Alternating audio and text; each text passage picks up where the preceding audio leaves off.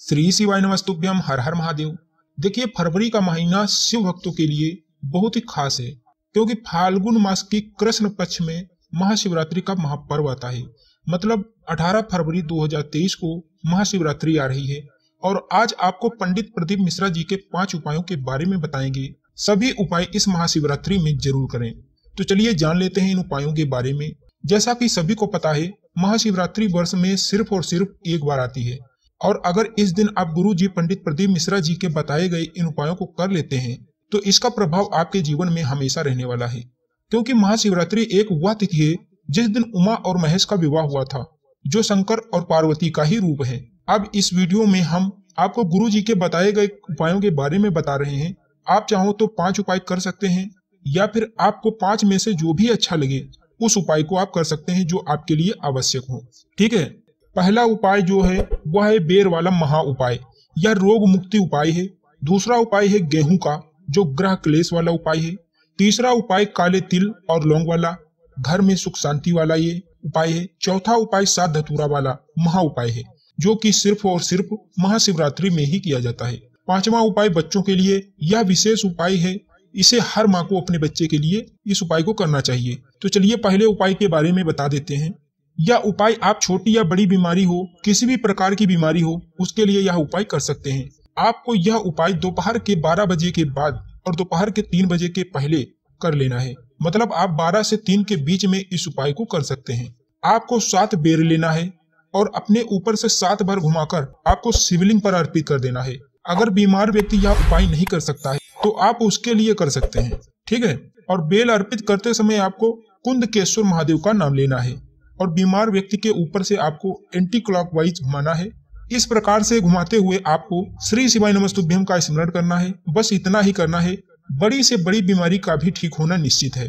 अब दूसरा उपाय जो है वह है उपाय जिस घर में ग्रह क्लेश की समस्या बहुत ज्यादा है, मतलब सास बहू की ना बनती हो, घर में लड़ाई झगड़ा होता रहता हो, पति पत्नी की ना बनती हो, माता पिता की ना बनती हो, भाई बहन की ना बनती हो, कि घर में हर समय लड़ाई होती रहती है, तो आपको यह उपाय करना है। देखिए, आपको लेना है 7 गेहूं की बाली। 7 गेहूं की बाली आपको लेकर के आपको अपने घर में 7 बार घुमा लेना है श्री शिवाय नमस्तुभ्यम का स्मरण करते हुए और पहुंच जाना है भोलेनाथ की शिवलिंग के पास। और जो आप गेहूं की बाली लाए हैं उसको अपना नाम और गोत्र बोलकर शिवलिंग पर अर्पित कर देना। बस इतना ही करना है। यह उपाय घर पर कोई भी सदस्य कर सकता है। यह उपाय आप महाशिवरात्रि में कभी भी कर सकते हैं, जब आपको लगे तब आप कर सकते हैं। तीसरा उपाय के बारे में गुरुजी ने बताया है। यह बहुत ही अच्छा उपाय है। अगर आपके घर में बहुत ज्यादा परेशानियां हो, घर में सुख शांति की कमी हो, आपको गुरुजी का यह उपाय विशेष उपाय महाशिवरात्रि में करना है। आपको थोड़ा सा काले तिल लेना है, साथ लेना है लौंग और 1 काली मिर्च लेनी है। इसके बाद इन सभी चीजों को अपनी मुट्ठी में रखते हुए शिवालय में जाना है और अपना नाम और गोत्र बोलते हुए आपको शिवलिंग पर अर्पित कर देना है। शिवलिंग पर अर्पित करते समय आप श्री शिवाय नमस्तुभ्यम का स्मरण करना है। ठीक है। गुरु जी ने यह कहा है, इसका ऐसा प्रभाव आपके जीवन में आएगा कि आपके घर में, आपके जीवन में सुख शांति का अनुभव आप स्वयं करेंगे। अब बात कर लेते हैं चौथे उपाय के बारे में। महाशिवरात्रि के दिन इस उपाय को करने से इसका फल हजारों लाखों गुना प्राप्त होता है। आपको 7 धतूरा लेना है। कितने? 7 धतूरा लेना है और थोड़ी सी पिसी हुई हल्दी लेना है और थोड़ी सी मौली, मतलब धागा जो होता है ना, वो लेना है। इस उपाय को करने के लिए बस इन्हीं चीज की आवश्यकता है। गुरु जी ने बताया है कि साल में सिर्फ महाशिवरात्रि के दिन ही महादेव को हल्दी चढ़ाई जाती है, हल्दी अर्पित की जाती है। क्योंकि इस दिन उमा और महेश का विवाह हुआ था, इसलिए इस दिन हल्दी चढ़ाई जा सकती है। बाकी किसी दिन आप शिवलिंग पर हल्दी अर्पित न करें। और गुरु जी ने कहा है यह उपाय आपको सिर्फ और सिर्फ महाशिवरात्रि में ही करना है। आपको 1 धतूरा लेना है। जो 7 धतूरे हैं उसमें से 1 धतूरा लेना है और इसमें आपको मौली लपेट लेना है। बचे हुए 6 धतूरे में आपको हल्दी लगा लेना है। आप चाहो तो हल्दी को गीला करके भी लगा सकते हैं या फिर सूखी हल्दी भी लगा सकते हैं। ठीक है। अब उपाय आप ध्यान से सुनिए। सबसे पहला धतूरा लेना है आपने जिसमें मौली लपेटी है, उस धतूरे को आपको शिवलिंग के ऊपर अर्पित करना है। शिवलिंग के ऊपर मौली वाला धतूरा अर्पित करते समय आपको चंद्रमौली महादेव का नाम लेना है। इसके बाद दूसरा धतूरा लेना है जिसमें हल्दी लगी है।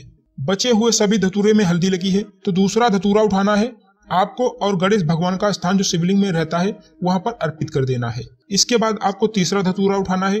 तीसरे धतूरे को आपको शिवलिंग में सदानंद कार्तिकेय का जो स्थान होता है वहां पर आपको अर्पित कर देना है। इसके बाद चौथा धतूरा लेना है और चौथे धतूरे को आपको शिवलिंग में माता अशोक सुंदरी के स्थान पर अर्पित कर देना है। इसके बाद पांचवा धतूरा आपको उठाना है और माता पार्वती के जो स्थान होता है वहां पर आपको पांचवा धतूरा अर्पित कर देना है। इसके बाद छठा धतूरा आपको शिवलिंग के ऊपर आपको अर्पित करना है। इसके बाद सातवां धतूरा जो जलाधारी का छोर होता है वहां पर आपको अर्पित कर देना है। इस प्रकार से सातों धतूरे आपको शिवलिंग पर अर्पित कर देना है। सभी धतूरे अर्पित करते समय आपको श्री शिवाय नमस्तुभ्यम का स्मरण जरूर करना है या फिर ओम नमः शिवाय का स्मरण करना है। ठीक है। अब सातों धतूरे शिवलिंग पर अर्पित करने के बाद सातवां धतूरा जहां पर आपने अर्पित किया है वहां से उठा लेना है और उस व्यक्ति के हाथ में दे देना है जो बहुत बीमार रहता हो, इसकी बीमारी ठीक नहीं हो रही हो, बड़ी बीमारी से ग्रस्त हो, उसके हाथ में यह सातवां धतूरा उठा करके रख देना है और उससे कहना है इस धतूरे को चंपेश्वर महादेव का नाम लेते हुए बेलपत्र के पेड़ के नीचे छोड़ देना है, उसे छोड़ देना है। ठीक है। अगर बीमार व्यक्ति बहुत बीमार हो, चल नहीं पाता हो, जो कि बेलपत्र पेड़ के पास नहीं जा पा रहा हो, तो आप उसके हाथ में छुआ करके आप स्वयं बेलपत्र पेड़ के नीचे चंपेश्वर महादेव का नाम लेते हुए अर्पित कर देंगे। कितनी भी बड़ी बीमारी हो, अगर महादेव ने चाहा तो वह भी बीमारी बहुत जल्द से जल्द समाप्त हो जाएगी। बढ़ते हैं महाशिवरात्रि के पांचवें और अंतिम उपाय की ओर। अगर आपके घर में बच्चे पढ़ाई लिखाई में कमजोर हैं या फिर याद करते हो भूल जाते हैं, उनका पढ़ाई में मन ही नहीं लगता हो, या फिर पढ़ाई करने बैठते हैं पर उनका मन कहीं और लगने लगता है, या फिर आप एग्जाम की तैयारी कर रहे हो, तो भी आप यह उपाय कर सकते हैं। आपको 31 सरसों के फूल लेने हैं। महाशिवरात्रि में कभी भी सुबह से लेकर शाम तक 31 फूल लेकर के पहुंच जाना है शिवलिंग के पास और यह 31 फूल आपको शिवलिंग पर अर्पित कर देना है अवधूतेश्वर महादेव का स्मरण करते हुए या फिर श्री शिवाय नमस्तुभ्यम का स्मरण करते हुए अर्पित कर देना है। अभी भी लगभग उपाय 25 बाकी हैं जो कि आपको बताने हैं, जो कि पंडित प्रदीप मिश्रा जी ने बताए हैं, जिससे आप इस मासिक शिवरात्रि में अपनी आवश्यकता के अनुसार कर सकते हैं। तो मैंने पूरी कोशिश की है आपको इन उपायों को बताने के लिए। श्री शिवाय नमस्तुभ्यम। हर हर महादेव।